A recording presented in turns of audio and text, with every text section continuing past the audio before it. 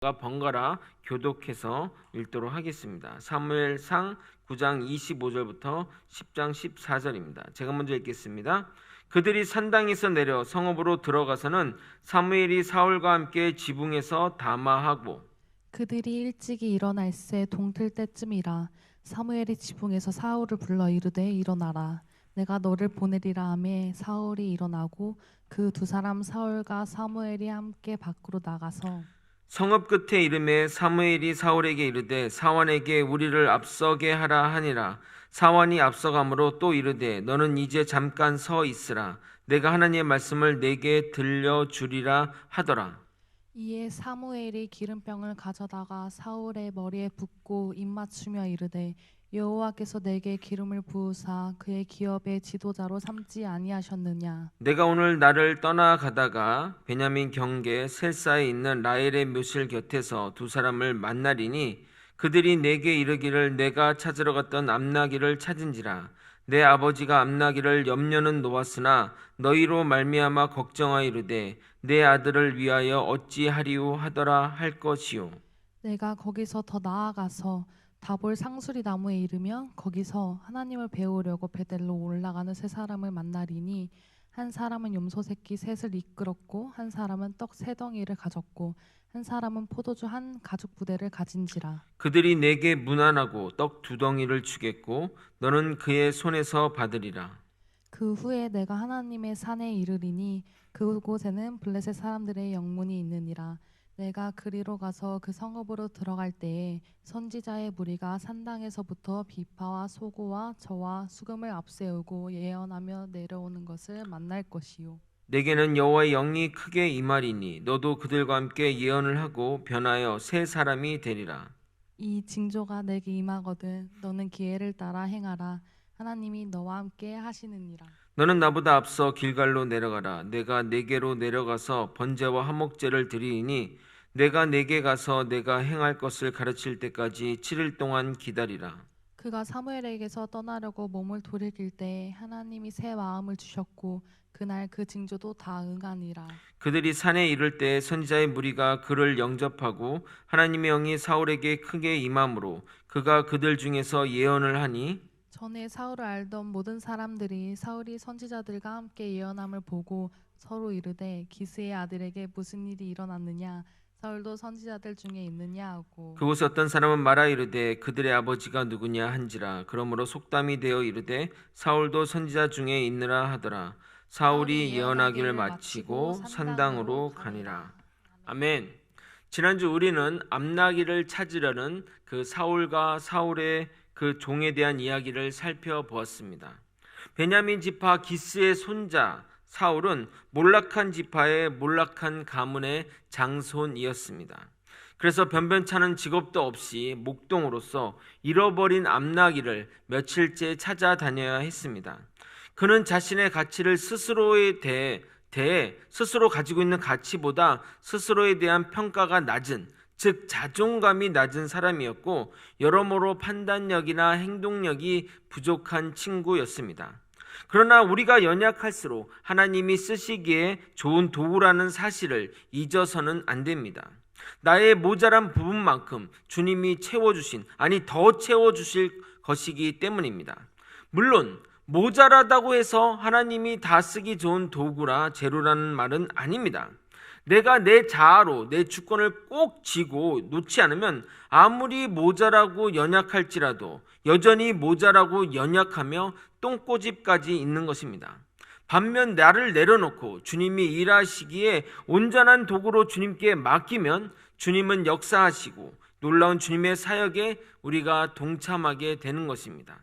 그런데 많은 이들이 더 이상 어쩔 수 없을 때 내려놓습니다. 그것은 내려놓는 것이 아니라 내려놓아지는 것입니다. 예를 들어 건강을 잃고 내어놓았자 뭘 할 수 있겠습니까? 사업을 실패해서 관계가 다 무너지고 가정이 다 파괴되고 그런 상태에서 내려놔봤자 무엇을 할 수 있겠습니까? 회복하느냐 대부분의 시간을 소비할 뿐입니다. 그러니 앞으로 나아가지를 못하는 것입니다. 여러분같이 며칠을 밤새도 끄떡없고 철근을 엿가락처럼 구부릴 수 있을 때 내려놓아야 여러분이 더욱더 앞으로 나아가고 발전적인 일들을 해나갈 수 있는 것입니다. 그러니 여러분이 건강하고 무언가 할 수 있을 때 주님께 맡기고 나아오기를 소망합니다. 오늘 읽은 본문은 사울이 왕으로 세워져 가는 모습을 그리고 있습니다. 그 가운데 하나님의 계획, 즉 놀라운 섭리가 담겨 있음을 보게 됩니다. 그래서 기생충 대사의 영화 기생충의 대사를 패러디해서 오늘의 설교의 제목으로 잡아보았습니다. 하나님은 다 계획이 있으시구나.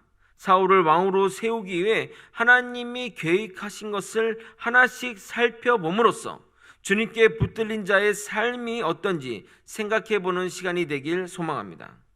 암나기의 행방을 찾아 선자를 찾은 사울 일행은 거기서 사무엘을 만나게 됩니다.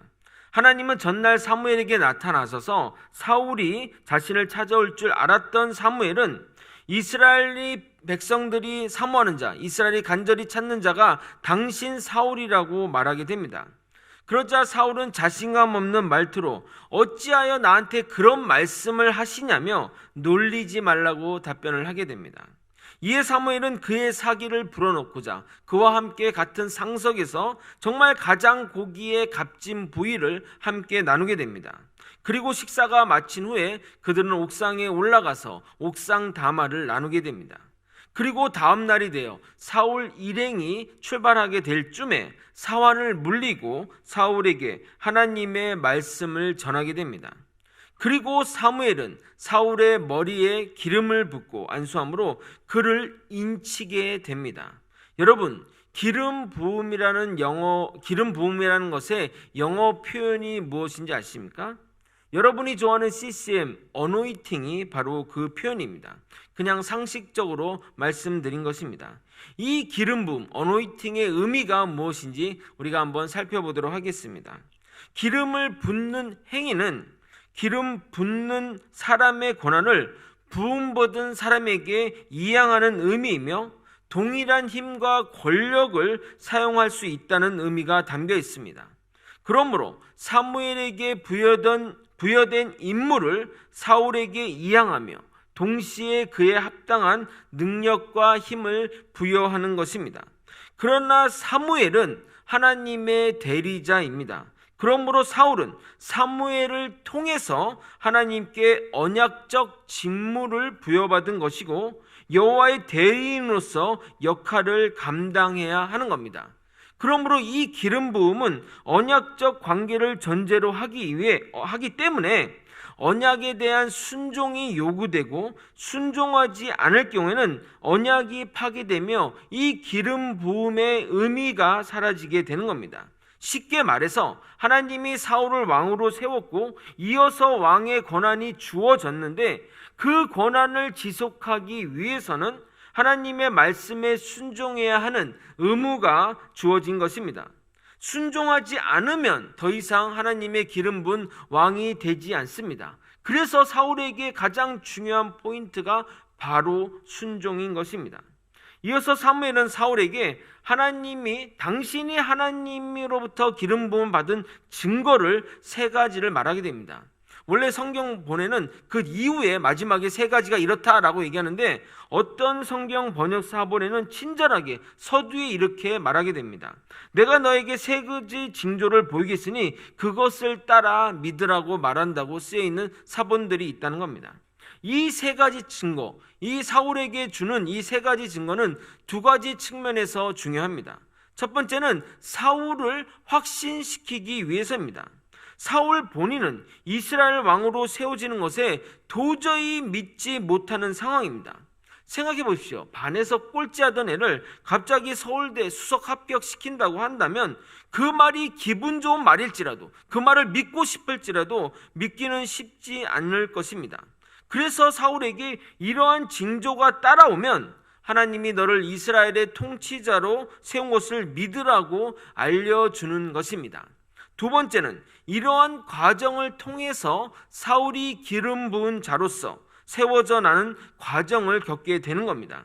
예를 들어 회사에 만약에 입사하게 되면 신체 검사를 받고 또 사원증을 받고 그 사원증으로 회사의 보안 검색대를 통과해 회사에 들어가 자신의 자리에 앉아야만 내가 정말 이 회사에 취직했구나 라고 실감하는 것처럼 이러한 징조들을 통해서 그렇게 하나씩 만들어져 가는 겁니다. 그래서 첫 번째 징조가 뭐냐면 고향집으로 돌아가는 길에 만났던 두 사람을 통해 사울이 그렇게 찾으려 했던 암나기가 집에 찾았다는 소식을 듣게 됩니다. 2절입니다. 내가 오늘 나를 떠나다가 베냐민 경계 셀사에 있는 라헬의 묘실 곁에서 두 사람을 만나리니 그들이 내게 이르기를 내가 찾으러 갔던 암나기를 찾은지라. 내 아버지가 암나기들의 염려는 놓았으나 너희로 말미암아 걱정하여 이르되 내 아들을 위하여 어찌하리요 하더라 할 것이요. 사무엘이 말한 이 징조대로 두 명의 사람을 만나 계속 찾았던 암나기가 찾았다는 말을 듣게 된다면 여러분은 어떤 기분이 드실 것 같습니까? 이후로는 사무엘이 팥으로 메주를 쏜다 해도 믿지 않겠습니까? 믿게 되지 않겠습니까? 즉 첫 번째 징조를 통해서 하나님은 사울로 하여금 사무엘의 말을 확신하게 하도록 한 겁니다. 그리고 사울이 이제는 일상의 삶을 내려놓고 왕으로서 암나기가 아니라 이스라엘 백성들을 찾아야 한다는 영적인 의미가 담겨져 있는 겁니다. 두 번째 징조는 계속 길을 걸어갈 때 세 명의 사람을 만날 것인데 한 명은 염소 새끼를 이끌고 있고 한 명은 떡 세 덩이를 들고 있으며 나머지는 포도주 한 가죽 부대를 가졌다고 말하게 됩니다. 4절 5절을 여러분이 한번 읽어보도록 하겠습니다. 4절 5절입니다. 그들이 내게 문안하고 떡 두 덩이를 주겠고 너는 그의 손에서 받으리라. 그 후에 내가 하나님의 산에 이르리니 그곳에는 블레셋 사람들의 영문이 있느니라. 내가 그리로 가서 그 성읍으로 들어갈 때에 선지자의 무리가 산당에서부터 비파와 소고와 저와 수금을 앞세우고 예언하며 내려오는 것을 만날 것이요.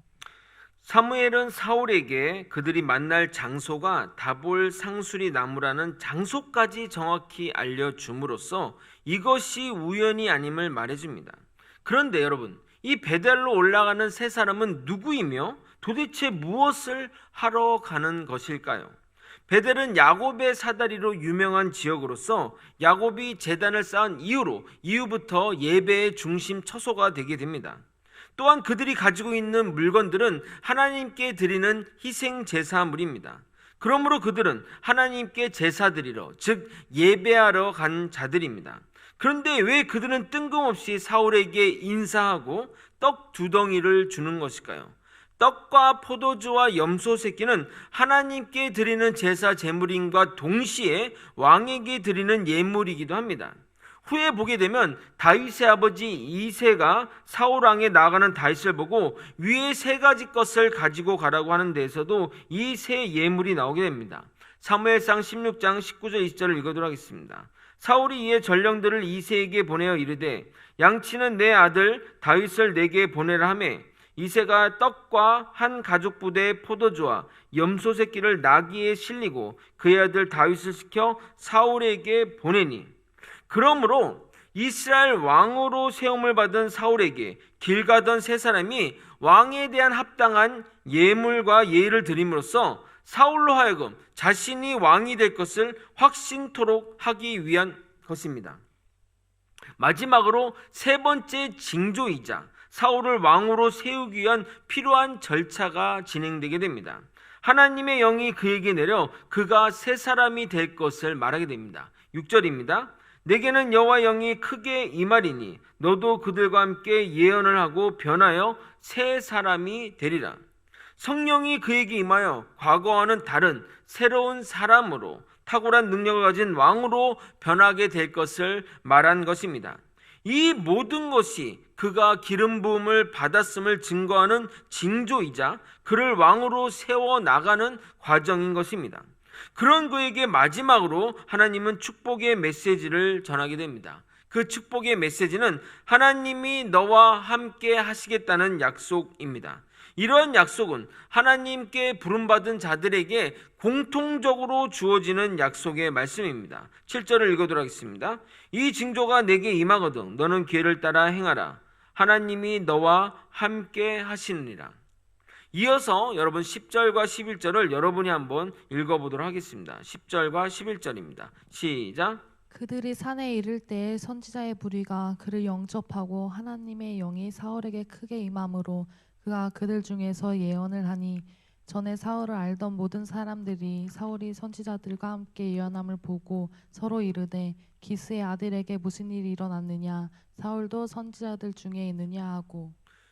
여러분이 성경을 이렇게 처음부터 창세기부터 이렇게 쭉 읽어 오시다 보면 기본 어떤 지식이 없는 상태에서 성경을 쭉 읽어보다 보면 이 줌에 와서 갑자기 등장하는 이 무리들에 대해 궁금증이 생길 것입니다.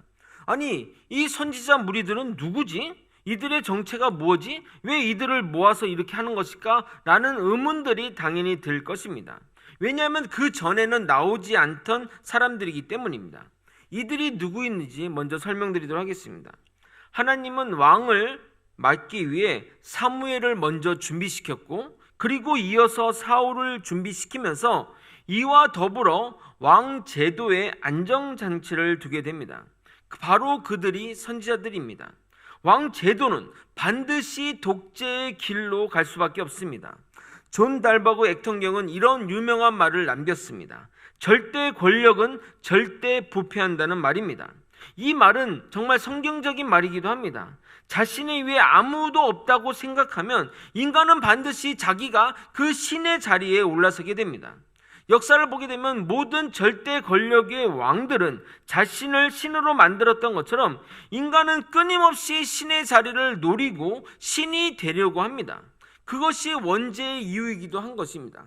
그래서 하나님은 선지자를 체계적이고 조직적으로 양성하게 이르는 겁니다. 그 일의 책임자로 사무엘을 세운 것입니다. 그러므로 이 선지자 학교는 인류 최초의 신학교라고 할 수 있습니다. 이렇게 양성된 선지자 중에는 다윗 왕에게 직언을 하며 회개시킨 나단 선지자도 있고 아합 왕과 맞선 엘리야 선지자, 히스기야 왕과 함께 개혁을 주도했던 이사야 선지자, 그의 미가, 에스겔, 에레미야 등등이 있는 겁니다. 그들은 왕이 잘못된 길로 가게 되면 바른 말로 돌아오게 만들고 제대로 가면 그 길에 힘을 실어 주었던 겁니다. 제가 총신에 다닐 때 이게 목사님들이 외부에 있는 목사님들이 와서 예배를 드리면 기도 가운데 항상 이렇게 말씀하셨습니다. 우리를 이 선지 동산에 부르셔서 우리를 기르시고 돌보시고 이끌어 주시니 감사합니다라고 말합니다. 그 말은 뭐냐면 우리 이 사역지, 우리 이 선교 신학교가 선지 동산, 선지자들의 동산이라는 의미입니다. 우리 사역자들은 하나님이 이렇게 선지자로 부르셨습니다. 선지자로 부르셨기 때문에 우리는 선지자다운 행동을 해야 하는 것입니다. 어떤 이들은 이렇게 얘기합니다. 사역자들이 정치에 대해서 이야기하면 안 된다고 말하지만 그렇지 않습니다. 세상의 어두운 부분, 잘못된 부분, 또 교회의 잘못된 부분을 당당히 말하고 정치에 참여하고 관여해야 되는 겁니다. 그럼 목사님, 홍마씨 목사님, 정광훈 목사님도 괜찮은 거 아닌가요? 그도 자신의 소리를 내고 정치에 대해 참여한 것이잖아요 라고 말하는 분도 있을 것입니다. 여러분, 목소리를 내며 시청에 나가 구호를 외치고 프랑카드를 휘날려야만 정치에 참여하는 것이 아닙니다. 가끔 침묵이 더 큰 무기가 될 수 있습니다. 과거 일제 강점기 때 일본이 신문을 검열하자 차라리 빈 공간으로 신문을 낸 적이 있습니다. 직접적인 비판의 기사보다 빈 공간의 사설이 사람들의 더 큰 반향을 일으켰습니다. 우리 기독교는 이제 침묵해야 할 때입니다. 그동안 기독교는 사회적 약자나 소외계층의 의견을 대변하기보다는 기득권의 주장을 대변했고 더 나아가 자신들의 이득을 위해 정치적인 주장을 해왔습니다. 그런 의도가 아니라고 할지라도 일반 사람들이 그렇게 바라본다면 침묵이 가장 확실한 정치적인 주장이 될 것입니다. 이제는 정치적인 구호나 외침보다는 침묵하며 삶으로 행동으로 보여줄 때입니다. 그럴 때 우리가 그렇게 삶으로 우리의 이야기들을 전달할 때 사람들이 우리의 이야기를 들을 사람들이 점점 늘어날 것입니다. 하나님은 이제 사사시대를 이어 왕정시대가 발효가 되면 반드시 왕의 절대 권력 앞에 아무도 바른 이야기를 함부로 하지 못할 것을 미리 아셨습니다.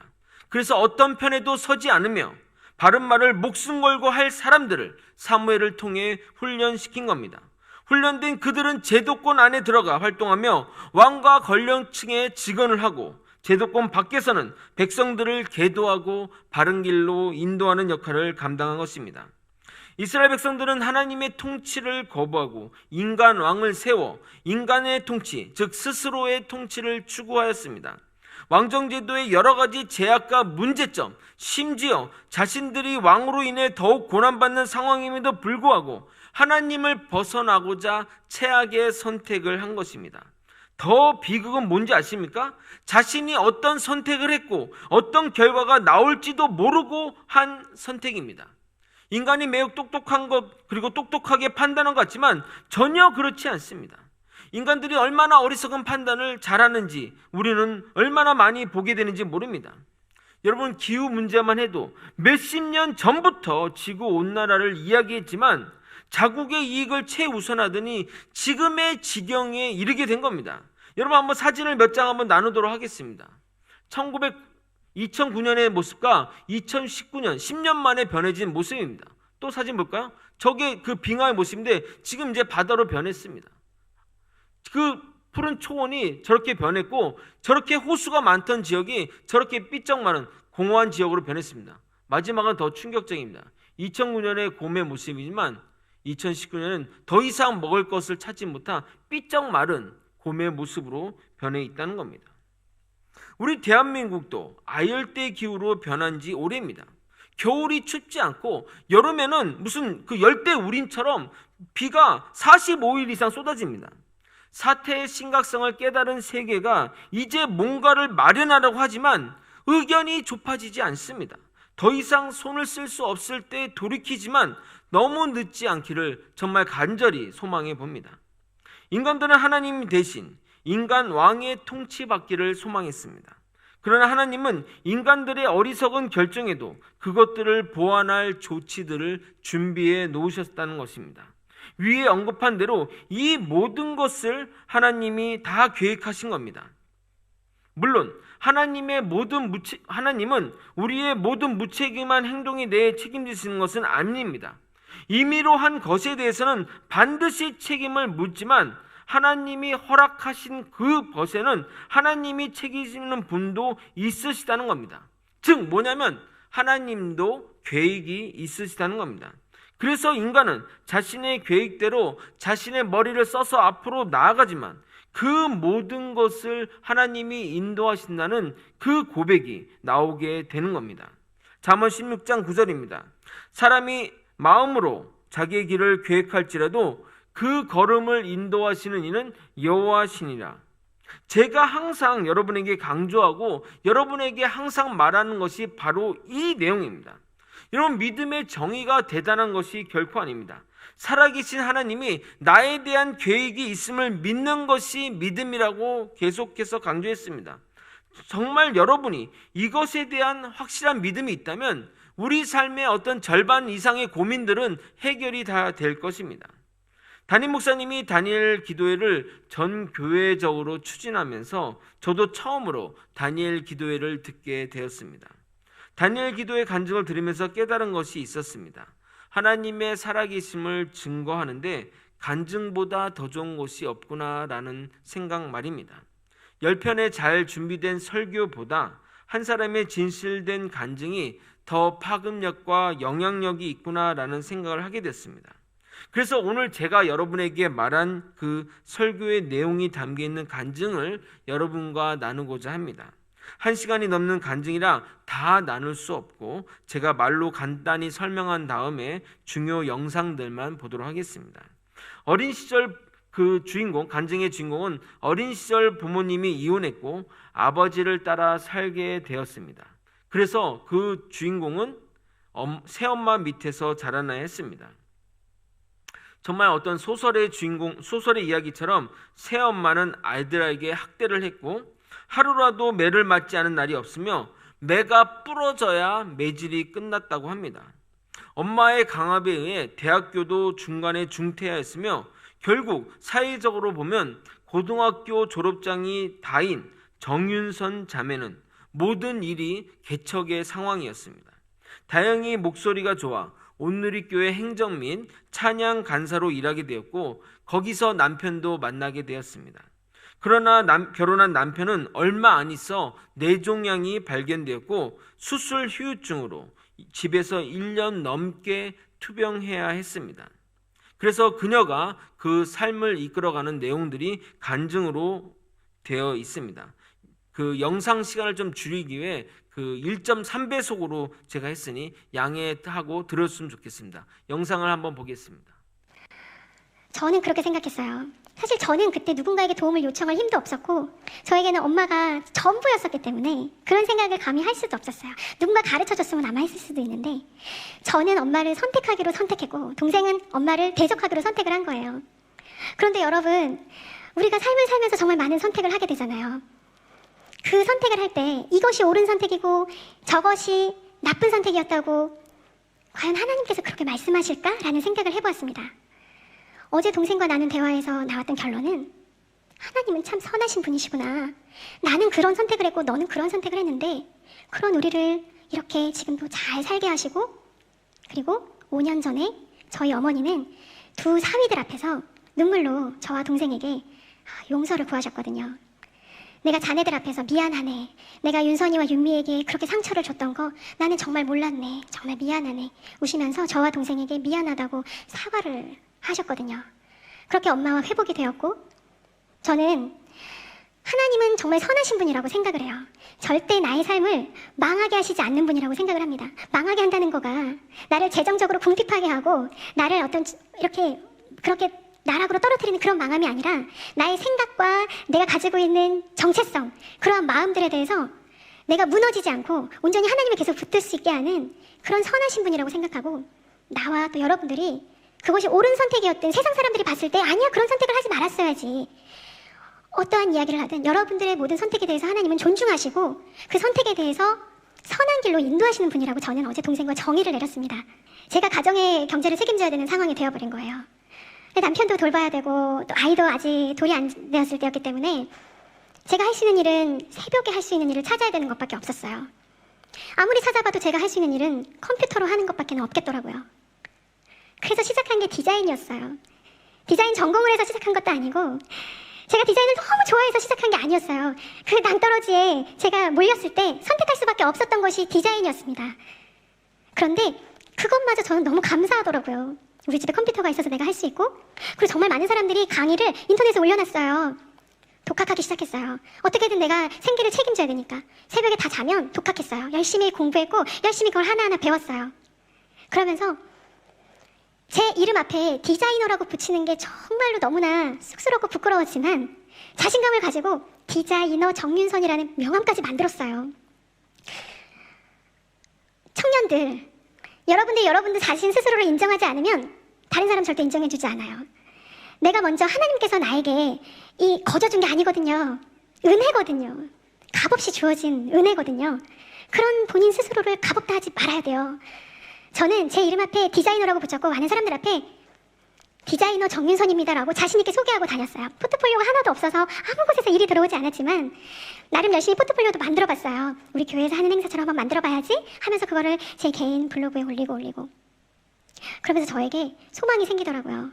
아, 어쩌면 우리 남편에게 있는 저 종양이 다른 사람들은 절망의 어떤 씨앗이고 너희 가정을 무너뜨리는 요소고 결국에는 너희 가정이 울게 되는 그 첫 어떤 문이겠지라고 얘기하겠지만 저희 가정에는 남편의 종양은 저희 가정을 하나로 묶어주는 요소였고 저에게 새로운 일이 시작되어지는 어떤 그 시작점이었고 정말 하나님께서 부어주신 말 그대로 축복 덩어리였던 거예요.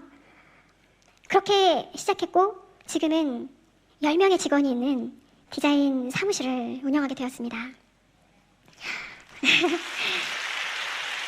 네. 하나님은 늘 옳습니다. 제가 하나님이 옳으시다는 걸 깨달아서 그 고백을 한 게 아니에요. 와, 하나님 진짜 옳으신 분이셨구나. 나에게 디자인을 시작하게 하셨고 우리 가족들을 묶어주셨고, 비단 정말 묶임만을 당했을까요?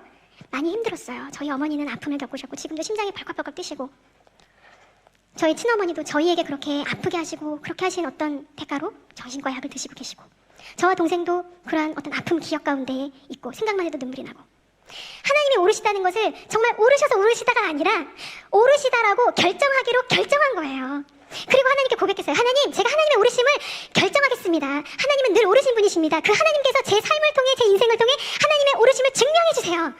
제가 그 하나님을 증거하겠습니다 라고 고백했습니다.